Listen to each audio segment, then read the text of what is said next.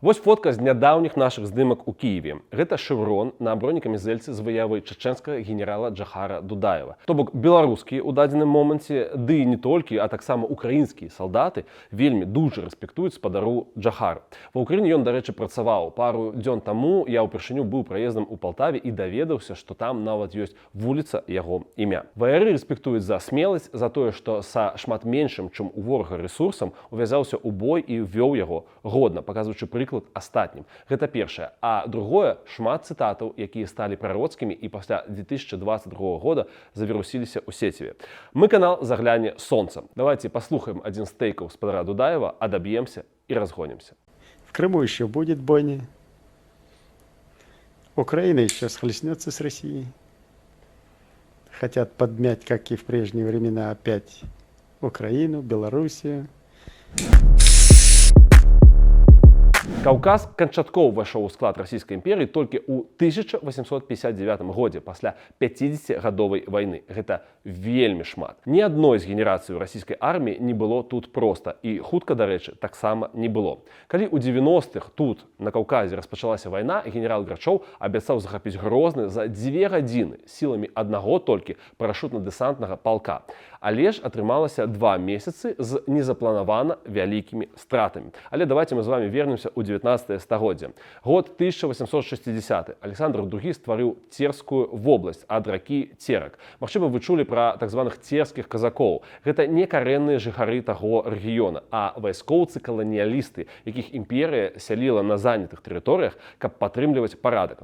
Трэба зрабіць спасылку, зноску на тое, што ў іхнім разуменні парадак, канешне ж. У 1921 годзе бальшавікі арганізавалі горскую аўтаномную савецкую сацыялістычную рэспубліку, вельмі шмат букваў. Пасля яны ж арганізавалі чачэна-інгушскую аўтаномную вобласць. Тут свая спецыфіка, бо на вельмі невялікай тэрыторыі можа жыць шмат розных народаў, якія нават гавораць на розных мовах, любяць і ненавідзяць адзін аднаго, і гэта трэба ўлічваць. Саветы, зразумела, не ўлічвалі чуллівых момантаў і круцілі межы туды-сюды, не заўжды разумеючы, хто і дзе жыве. Бадай, самая вялікая беда – гэта дэпартацыя 23 лютага 1944 года. Што адбылося? Сталін аб'явіў чачэнцаў народам здраднікаў і даў загад на гвалтоўную высылку, як правіла, ў Казахстан ці Кіргізію. На жаль, такая ж доля была ў крымскіх татараў, немцаў, калмыкаў і іншых народнасцяў. Маўляў, яны хірова настроеныя да савецкай улады. Амаль 500 тысячаў чалавек проста гвалтам пасадзілі ў цягнікі і вывезлі, не дазваляючы нічога браць з сабою. Калі не паспявалі ці, напрыклад, снегам усё замецена, дык тупа забівалі на месцы. Вядомы кейс, вельмі непрыемны, аулу Хайбах, калі толькі там знішылі 700 чалавек. Па дарозе і ў ссылцы ў выніку загінула каля 200 тысячаў чалавекаў. На іх месцы ў Чачню завезлі, зразумела, 200 тысячаў расейцаў. То бок, калі ў 1957 годзе мясцовым усё ж такі дазволілі вярнуцца, а на месцы іх папярэдніх дамоў ужо жылі іншыя людзі. Тыповая замена насельніцтва, як любілі рабіць у СССР. Гэта сапраўдны факт генацыду, прызнаны на міжнародным узроўні. У 2004 годзе яго нават акцэптаваў Еўрапарламент.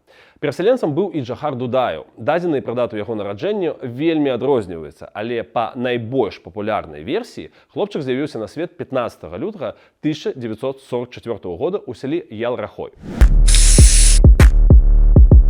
У 1957 годзе Джахар, якога вывезлі 8-дзённым дзіцёнкам, вярнуўся з сям'ёй у родную Чачню. У 1962 пайшоў у войска і зрабіў сабе, не гледзячы на паходжанне, што было вельмі істотна ў СССР, бліскучую вайсковую кар'еру. Дарэчы, дыплом у вайсковай вучэльні яму выдаваў украінец, савецкі лётчык-ас, легендарны Іван Кажадуб. Іншы украінец, а менавіта аўтагоннік Сергей Малік, служыў пад кіраўніцтвам Дудаева ў перыяд 89-90-х гадоў. Ён распавёў, як аднойчы самалёт Ту-16 з поўным боекамплектам сутыкнуўся з праблемамі кіравання. Машыну тупа пачало зносіць у бок Мінска, роднага для нас горада, для мяне прынамсі. Адмыслоўцы прылічылі сітуацыю і па сувязі паведамілі, што борт можа зваліцца проста ў цэнтр горада. Лік сапраўды ішоў на секунду, і гэта не фігура речі. Дудаеў прапанаваў наступнае рашэнне. У неба падымаецца 2 знішчальніка Су-27. Ту-16 павінен быў набраць максімальную вышыню, а экіпаж бяспечна катапультавацца. Пасля самалёт бы расстралялі ў паветры, каб адломкі паляцелі па траекторыям па-за Мінск. Дзякуй Богу, борт-інжынер даў рады, ліквідаваўшы непаладку. Экіпаж змог пасадзіць самалёт, атрымаўшы свае зоркі герою. Але гэта не самае важнае. Самае важнае, што сітуацыя паказвае, як Дудаеў паводзіў сябе ў пазаштатнай сітуацыі, то бок без аніякай панікі, абсалютна спакойна. Генералам спадар Джахар стаў у 1987 годзе і пачаў камандаваць авіябазай у Тарту. Гэта эстонская СССР. Там, што цікава, ён вывучыў мясцовую мову. Калі ў гэтай балтыйскай краіне распачаўся варушняк, звязаны з незалежнасцю, дык Дудаеў адмовіўся сваімі сіламі блакаваць мясцовае тэлебачанне, што, дарэчы, адбылося ў Літве. У нас ёсць адмысловы выпуск. Упадабайце, калі ласка, той відос і падпішыцеся на наш канал. На радзіме Дудаеў узначаліў агульнанацыянальны кангрэс чачэнскага народу. Такі сабе аналаг народных фронтоў і нашага БНФ, напрыклад, толькі з папраўкай на Каўказ. Ужо ў верасні 91-га, пасля жнівеньскага путчу ў Маскве, Кангрэс і Дудаеў зашлі ў тамтэйшы, то бок свой мясцовы Верховны Савет і выгналі нахер камунізму. Гэта выглядае як нейкая мая мара. Чачня заявіла пра свой суверэнітэт і аддзяленне ад Інгушэтыі, бо дагэтуль дзве краіны, вельмі розныя, былі разам у адной аўтаномнай рэспублікі СССР. Далей выбары. Дудаеў ідзе ў прэзідэнты і перамагае. Масква ўсё гэта, зразумела, асуджае і не прызнае. Чачэнія, між тым, прымае канстытуцыю на ўзор усё той жа літоўскай. Што вельмі важна, гэта светская дзяржава. На той момант светская дзяржава. То бок ніякіх законаў шарыяту, адмысловай вопраткі ці нечага падобнага. Хаця і меліся адпаведныя настроі ў часткі грамадства. Цікава таксама, што расійская армія абсалютна спакойна зваліла з Чачні і нават бяскроўна гэта зрабіла, што вельмі нетыпова для яе. Пакінулі на базах зброю, тэхніку, то бок гэта вялікія бабкі, але ж як ёсць. У 93-м Масква займалася сваімі справамі. Там расстрэл Верховнага Савету, бабкі, схемы, распілы, іхнія любімыя. Чачню нібы блакавалі ў плане тавараў і мяжы. Спадзяваліся, што там згаладаюцца і папросяцца ў РФ. Але краіна неяк выруліла. Гандаль з Арменіі, Грузіі, авіязлучэнне, фактар Турцыі суседняй і каўказская прадпрымальніцкая жылка. Узнікае пытанне, ці пры Дудаеве існавала класічная дэмакратыя. Як гэта часта бывае, у маладых рэспубліках новы і першы лідар сутыкнуўся з супрацівам матэрыі, так бы мовіць. То бок краіну было трэба перарабляць і ўсё рабіць ужо пазаўчору. То бок часу няма, а абсалютна яго дэфіцыт.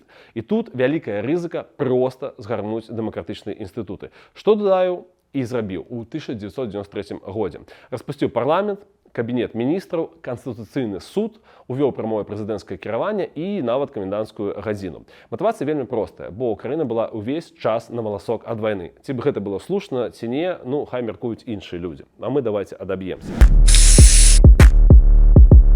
У 94-м, калі Ельцын вырашыў свае пытанні, узніклі іншыя, новыя. Напрыклад, што рабіць з Чачэніяй? Звычайны маскоўскі лайфхак. Записывайте. Узяць апазіцыю, краіны-мішэні, накачаць грашыма і зрабіць усё нібыта іхнімі рукамі. Спяшаліся расійскія людзі, бо нафта. Захад быў згодны інвеставаць у Расію з гарантыяй бяспекі. А трубаправодкі Зляр-Грозны Новарасійск, адзіны, які злучаў Каспійскае мора і РФ, праходзіў менавіта праз Чачню. Вынік – дзіўны марш на Грозны ў лістападзе 94-го году. Зараз гэта называецца гібриднай вайной, і мы ўжо нібыта разумеем яе механізмы, няхай яна і паспяхова адбываецца. Калі на працягу ўсяго 94-го года Масква падтрымлівала антыдудаеўскую апазіцыю найперш бабосам і інструктарамі, то бок парадамі, то бліжэй да лістапада далі цяжкую тэхніку, танкі, адразу ж з экіпажамі, афіцэраў і салдат. 26 лістапада сілы апазіцыі, а насамрэч расійскія вайскоўцы на танках, увайшлі ў Грозны. Іх нахер расстралялі.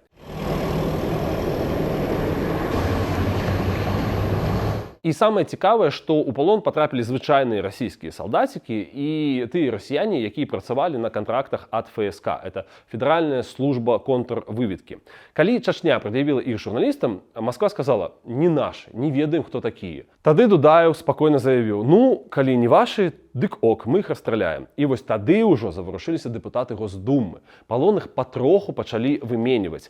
І гэта, канешне, была ганьбішча, бо салдаты на камеру без сумневаў перадавалі прывітанне свайму міністру абароны, які ад іх папярэдне адмовіўся. Капітан Крюков Андрей Васильевич, войсковая часть 01451, Город, столичный город Московской области. Капитан Шихалев Александр Николаевич, войсковая часть 4362, город Нарафаминск, Кантемировская дивизия. То бок першая спроба вельмі нагадывала рускую весну ва ўкраіне ў 14 годзе, як спроба прадставіць усё як грамадзянскую вайну. А мы тут як бы не пры чым, але ў іх нічога не выйшла.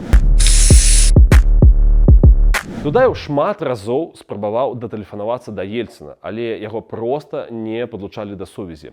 Не ведаю чаму, мо генерал Грачоў хацеў стаць героем, пакарыцелем Чачні. Калі да Ельцына ўсё ж дайшла інфа, што Дудаеў гатовы на саступкі, каб не было вялікай вайны, дык Барыс Мікалаевіч тупа упёрся. А расійскія войскі ўвайшлі ў Чачню 11 снежня 1994 году. Прычым праблемы пачаліся яшчэ на тэрыторыі Інгушэтіі, бо жанчыны без зброі, часта з дзецьмі, проста блакавалі дарогі калонам. Так з'явіліся першыя забітыя. На жаль. Цікава, што 1 студзеня ўжо новага 95-го году у міністра абароны Грачова быў дзень народзінаў. На гэтую дату і прыпаў штурм. Па сведчаннях, усе, хто тады прыляцеў у стаўку акупацыйнай арміі, жудасна бухалі.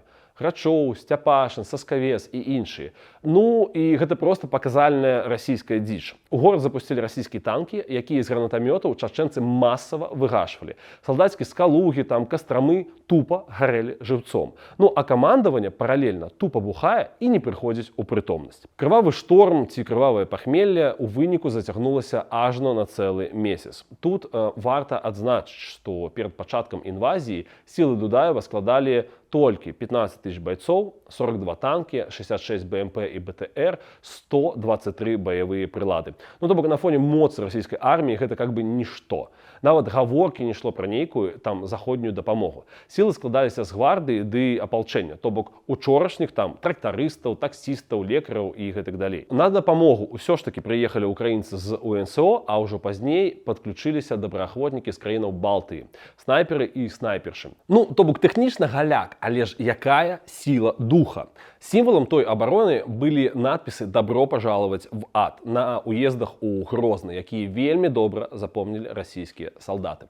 Грозны, каб было зразумела, гэта 400-тысячны горад, менш за Гомель па насельніцтву і трохі больш за Магілёў. Ён быў узяты маскалямі толькі ў лютым месяцы 1995 года, а ўзяты пад кантроль толькі ў сакавіку. 2 месяцы. І ў выніку атрымалася, што горад гэты фактычна быў сцёрты з зямлі. Дудаеў змушана зваліў у паўднёвыя яшчэ не акупаваныя раёны Чачні, ды ўвесь час мяняў сваё месцазнаходжанне. На працягу 1995-96 гадоў ганьба Расіі толькі працягвалася. Нягледзячы на тое, што яе армія нібыта рухалася на поўдзень і рабіла поспехі, у чэрвені 95-го адбыўся знакаміты дзёрзкі рэйд Басаева ў Будзёнаўск. Гэта ставропольскі край самой Расіі, уласна. То бок, калі параўноўваем сённяшнімі часамі, гэта як суджа на Куршчыне, у якой зараз, ну, прынамсі, пакуль мы записываемся, актыўнічаюць войскі ЗСУ. Ну і гэта шок, тыпу, як дапусцілі. Паралельна ў Чачні ўжо ідзе народная вайна. Расіянам падрываюць і калоннамі, і асабіста, і дарослыя, і 10-гатовыя дзеці, якія незаўважна падкладаюць выбухоўку пад тэхніку. Было за што, бо феномен Бучы, які стаў шокам для Европы ў 22 годзе, быў добра вядомы чачэнцам яшчэ тады. Тысячы згвалтаваных, забітых, жанчыны, дзеці, старыя, катаванні, адразанні вушэй і геніталіяў. Усё гэта расіяне рабілі ўжо тады. Прычым, што, ну вот, супер жудасна, папярэдне таксама было жудасна, самі пасля прадавалі знявечаныя трупы чачэнцаў іх сем'ям за пару тысяч даляраў. Ну, калі грошаў не было, дык увесь род скідаваўся на гэта. Ці прадавалі, напрыклад, цела без галавы, а, маўляў, за галаву даплаціце. Вельмі цікавы яшчэ феномен этнічных расейцаў, якія жылі ў Чачні, а ў прыватнасці ў больш-менш вялікіх гарадах па тых меркам. Ну, напрыклад, у Грозным. То бок, расійская прапаганда актыўна трубіла пра генацыд рускага насельніцтва дудаеўскім рэжымам. Гэта вельмі відавочная паралель з рускамоўнымі Донбаса.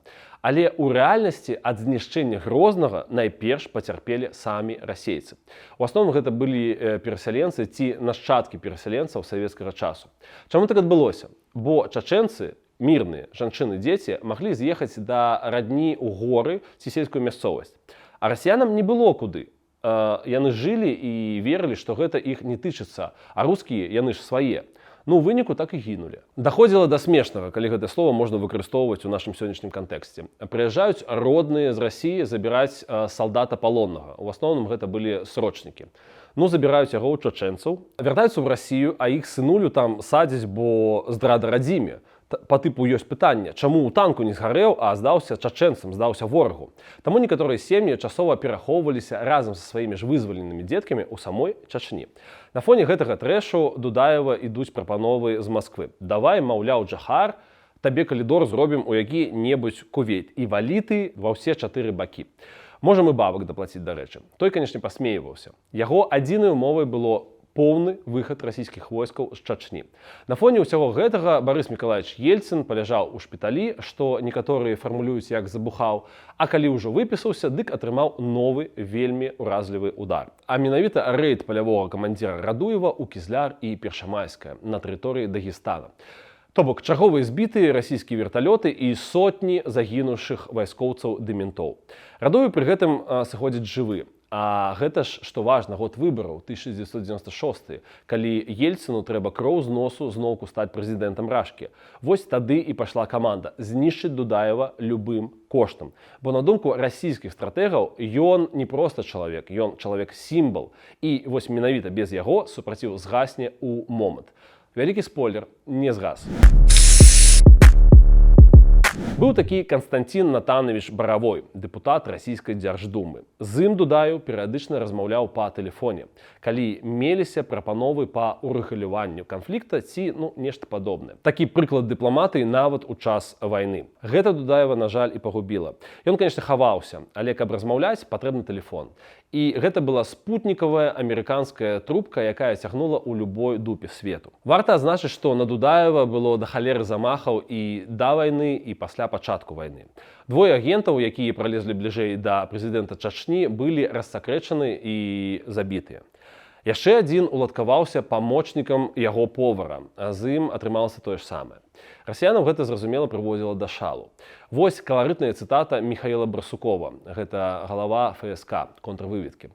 Ён званіў сваім спецам у Чачню і крычаў: «Когда вы привезете голову Дудаева? Меня каждый день ебет президент. Он снимет меня, а я сниму вас». Ну і вось, гісторыя пра тэлефон. Трэба было вылічыць яго, на што спецы запрасілі аж на $1 200 000, але па выніку зрабілі за 600 000. Ну, ёсць такая версія. Але ёсць такое адчуванне, што Ельцын пагадзіўся б і на мільён, бо гэта пытанне не Расіі як дзяржавы, а яго. Менавіта яго шкурны інтарэс яго выбараў і яго лёсу.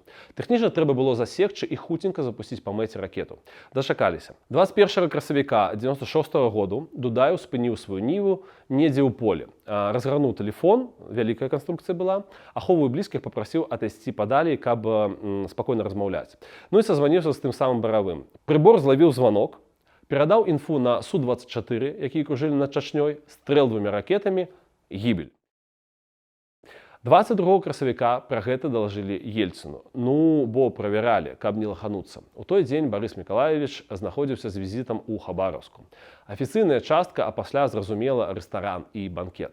Ну і перапынку яму патэлефанавалі. Ельцын перапытываў некалькі разоў, ці сапраўды яно так. Канешне ж, паабяцаў усім зоркі герояў Расіі. А пасля вярнуўся шчасліва за стол са словамі «У нас сегодня праздник». Гэта яго прямая цытата. Пасля былі выбары, Ельцын усім аб'явіў, што вайна скончылася, хаця насамрэч ён схлусіў. Нічога, ні халеры яна не скончылася. Чачэнцы вярнулі сабе Грозны за адзін дзень, хоць расійцы яго бралі 2 месяцы. Проста прозвішчаў ворагаў Расіі гэтых асобаў стала болей: Масхадаў, Яндарбію, Басаю, Радую і гэтак далей. Далей было перамір'е ў Хасавюрце ў жніўні 96-го. 3 гады няпэўнай улады ў Чачні і пасля ўжо новая вайна. Другая чачэнская, што важна, з моцным фактарам рэлігіі. Гэта вялікае адрозненне ад першай чачэнскай вайны, але ж яна была не менш крывавай. Фармальна нагодай для другой вайны былі ўзарваныя на тэрыторыі Расіі дамы, якія, вельмі просценька павесілі на баевікоў нібыта. Хаця у рэчаіснасці і ў большасці меркаванням за гэтым адчуваюцца ФСБ і Владзімір Пуцін. Давайте зладзім штосьці накшталт пасляслоўя. Магчыма, напэўна, галоўная выснова: Дудаеў, адслужыўшы ўсё жыццё ў расійскім войску, цудоўна разумеў, што такое Расія. І цудоўна разумеў, як з ёй ваяваць. Разумеў, што ніякія дамоўленасці, дыпламаты, угоды не працуюць, а Масква разумее адную мову. Мову сілы, мову моцы. Тут, выбачайце, але ёсць меркаванне. Гэта разумеюць далёка не ўсе беларусы. І ў тыя часы, маюцца на ўвазе 90-е, сярэдзіна іх, таксама не разумелі. У бацькоўскай кватэры, у кватэры маіх бацькоў, увесь час працаваў расійскі тэлек, і чачэнцы падаваліся мне натуральна злодзеямі, якіх я сапраўды вельмі баяўся. Разумець, наколькі важна бараніць сваю свабоду, я пачаў, на жаль, значна пазней. Дарэчы, ёсць красамоўная ілюстрацыя. Падчас бурлівай вясны 1996 года, калі ў Менску пераварочваліся ментавозы і рабіліся тыя самыя папулярныя фоткі, было сапраўды горача. Пазняк, які яшчэ знаходзіўся на тэрыторыі Беларусі, нечакана шмат для каго прапанаваў хвілінай маўчання ушанаваць памяць забітага Джахара Дудаева, назваўшы яго вялікім героем, а нашу барацьбу супраць імперыі агульнай барацьбой. Я прапаную хвіліну маўчання памянуць памяць вялікого героя чеченского народа, великого героя, які загинув за свободу, Джахара Дудаева. Але пасля шмат хто сказаў, што Пазняк зрабіў вялікую памылку, бо народ жыў у расійскім інфаполе, а на ўсе чачэнскія справы глядзеў вачыма расійскага телека. Што ж, час усё расставіў на свае месцы. У Кіеве, Варшаве, Рызе, Вільні, Львове, Івана-Франкоўску, Роўна, Крывом Розе і іншых гарадах ёсць вуліцы і плошчы імя Дудаева. Каб наша гісторыя у тым 96-м, калі Пазняк аб'явіў хвіліну маўчання па Дудаеву, павярнула ў іншы бок, верагодна, і б у Менску была б такая вуліца, таму што барацьба з імперыяй гэта вельмі і вельмі важна. Можа, гэтай вуліцы яшчэ будзе.